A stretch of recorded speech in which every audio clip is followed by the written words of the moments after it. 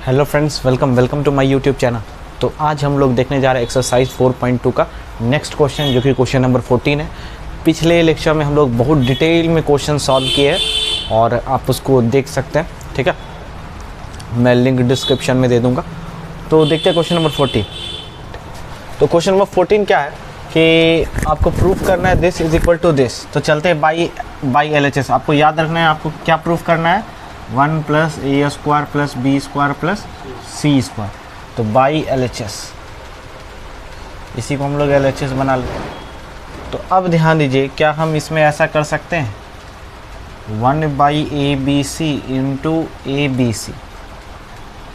ऐसा करने से क्या होगा, ए स्क्वायर प्लस 1 AB AC, यहाँ भी AB, यहाँ भी B स्क्वायर प्लस 1 BC, यहाँ CA CB C square plus.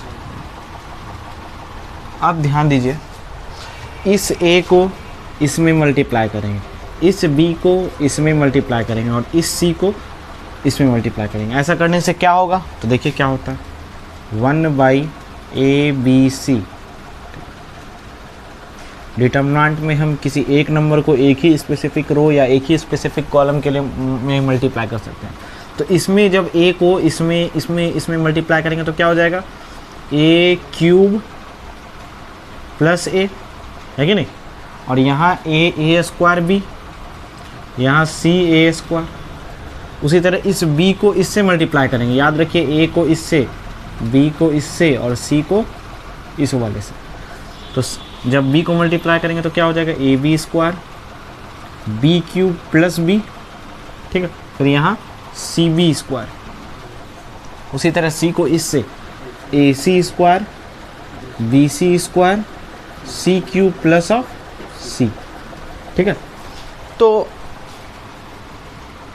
अब मल्टीप्लाई तो कर दिए हम कॉलम में, लेकिन अब ध्यान दीजिए, अब क्या करेंगे हम इससे, ठीक है, इससे हम a कॉमन ले लेंगे। क्या कॉमन ले लेंगे, एक a कॉमन ले लेंगे। ऐसा करने से क्या होगा, तो देखो यहाँ से अगर a कॉमन ले लेंगे तो क्या हो जाएगा, a स्क्वायर प्लस 1, ठीक है।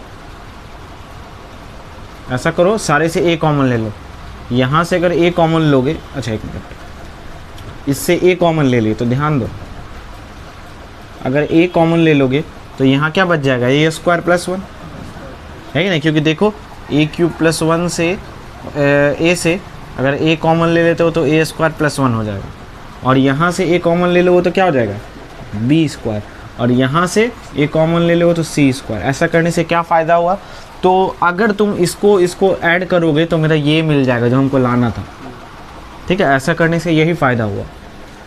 तो यहाँ से a कॉमन ले लिए, इससे b कॉमन ले लो, ठीक है। इससे क्या, इस वाले स्टेप से तुमको क्या करना है, b कॉमन ले लेना, ठीक है। ये हम ऐसे ही लिख दे रहे हैं। तो जब b कॉमन लेंगे तो क्या हो जाएगा, a स्क्वायर, यहाँ क्या हो जाएगा, b स्क्वायर प्लस 1, और यहाँ c स्क्वायर। उसी तरह इससे c कॉमन लेंगे, ठीक है। c कॉमन लेंगे तो क्या हो जाएगा, a स्क्वायर b स्क्वायर और यहाँ c स्क्वायर प्लस। तो तुम लोग यहाँ पर लैंग्वेज लिख सकते हो, ठीक है। यहाँ पर टेकिंग आउट फैक्टर या taking out a, b, c common from R1, R2 and R3, ठीक है। तो अब यहाँ तक था ये बात। अब क्या करेंगे, देखो ये ABC इस कैंसिल होके इसका खेल ख़त्म हो गया। अब बच जाएगा क्या आपका, अब होगा ये, ठीक है। तो अब क्या करेंगे, हमको लाना है ये। तो ध्यान दो, अगर इसको हम ऐड कर दें, ठीक है, किसमें, C1 में C1 plus C2 plus C3 अगर ऑपरेशन लगा दें, C1 प्लस C2 प्लस 3, तो मेरा हम जो चाहेंगे वही आ जाएगा, ठीक है। तो ऐड करेंगे तो क्या हो जाएगा, 1 plus a square plus b square plus c square. यहाँ भी ऐड करोगे तो क्या आ जाएगा, 1 plus a square plus b square plus c square. यहाँ भी सेम, यहाँ वही सेम बच जाएगा।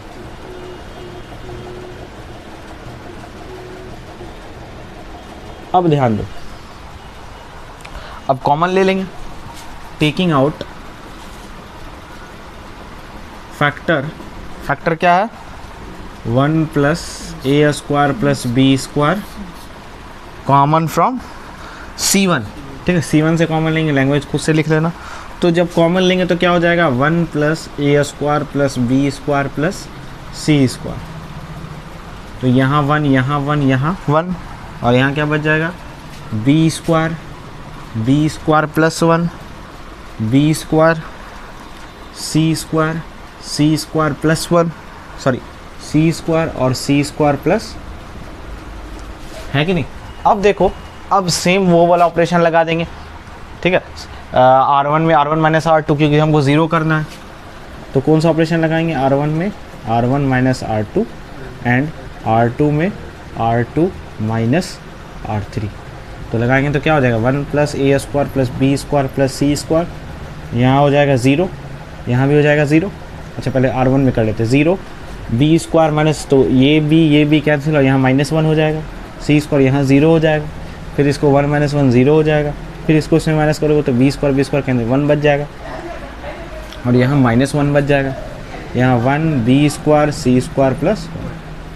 अब एक्सपेंडिंग अलॉन्ग, चाहे C1 चाहे R1,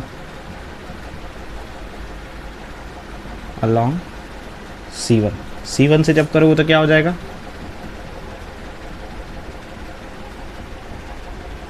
0 -0 प्लस ऑफ 1, ठीक है।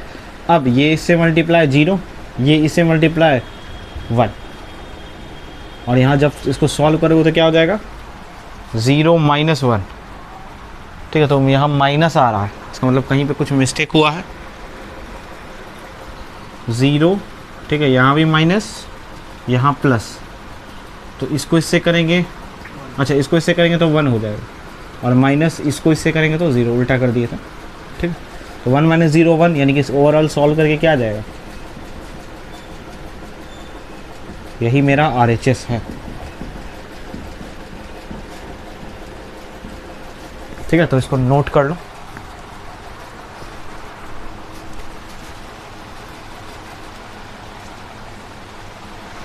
तो देखते हैं अपना क्वेश्चन नंबर 15। क्वेश्चन नंबर 15 क्या बोल रहा है कि एक स्क्वायर मैट्रिक्स है जिसका ऑर्डर 3×3 है और आपको इसका वैल्यू निकालना है, then k × a determinant is equal to. तो ध्यान दो, सबसे पहले a कोई मैट्रिक्स है, क्या है a कोई मैट्रिक्स है, ठीक है, जिसका ऑर्डर क्या है 3×3 है कि नहीं, सॉरी a कोई मैट्रिक्स है जिसका ऑर्डर 3×3 मीन्स स्क्वायर मैट्रिक्स है। तो अब ध्यान दो, सबसे पहले मान लो ये 3×3 ऐसा था, A11 A12 A13 A21 A22 A23 A31 A32 A33। अब ध्यान दो, तो हमको इसका वैल्यू निकालना है k × a डिटर्मिनेंट, तो हम पहले k × a का वैल्यू निकालेंगे, उसके बाद डिटर्मिनेंट का वैल्यू निकालेंगे। तो k × a का क्या हो जाएगा, तो k इस इधर भी मल्टीप्लाई होगा, दोनों तरफ मल्टीप्लाई करेंगे। तो ध्यान दो, दोनों तरफ मल्टीप्लाई कर दिए,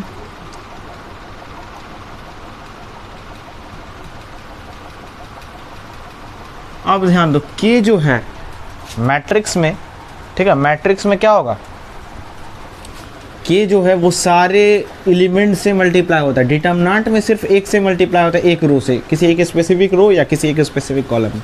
लेकिन मैट्रिक्स में क्या होगा, सारे से k का मल्टीप्लाई होगा, k × a11 k × a12 k × a13, उसी तरह a21 a22 a23 k × a31 k × a32 k × a33, ठीक है, सब से मल्टीप्लाई हो गया।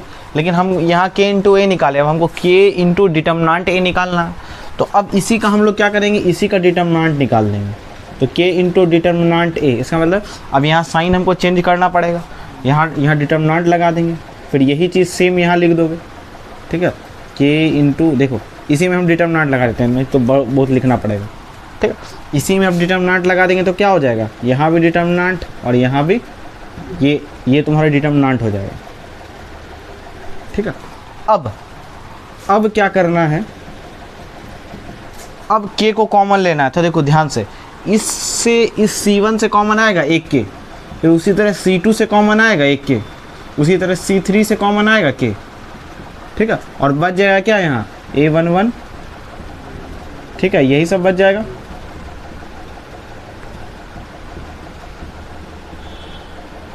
और ध्यान से देखो, ये अब डिटर्मिनेंट है। अब k इंटू ए और इसको मल्टीप्लाई करेंगे तो क्या हो जाएगा k क्यूब, और यही चीज़ क्या है, यही डिटर्मिनेंट ए है, यही तो डिटर्मिनेंट ए है। तो k इंटू ए का डिटर्मिनेंट किसके बराबर हो गया, k क्यूब इंटू डिटर्मिनेंट ए। तो यही हमको निकालना था। ठीक है। तो आपका ऑप्शन जो है वो सी करेक्ट हो जाएगा। इसी तरह 16 नंबर ऑब्जेक्टिव है। 16 नंबर ऑब्जेक्टिव क्या बोल रहा है कि which of the following is correct, determinant is A square matrix. तो ये तो गलत है। ठीक है, हम लोग शुरू से डिटर्मिनेंट का डिफिनेशन देखा कि determinant is a determinant is a number associate to a square matrix. तो इसका ऑप्शन सी सही हो जाएगा। ठीक है।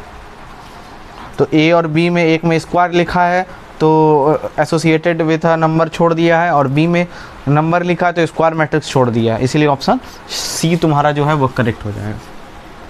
ठीक है, इसको नोट डाउन कर लीजिए।